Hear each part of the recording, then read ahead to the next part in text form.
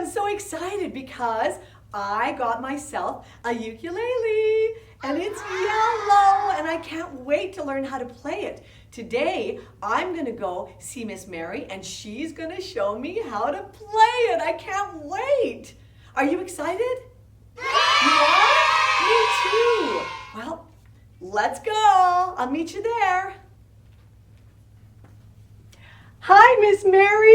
Hi, Martha. I am so excited. Today, I'm going to learn how to play my ukulele. I just got this last week, and I can't wait. I can't wait to learn. All right. Well, let's learn. Okay, so where do we start? Well, did you know that the ukulele has 4 strings on it? Well, there you go. 1, 2, 3, 4. 4 strings. 4 strings. And we want these strings to be in tune to specific notes. Okay. So our top string, we tune that one to G.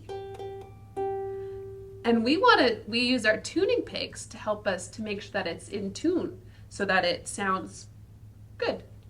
There's a G. And then the next string is C.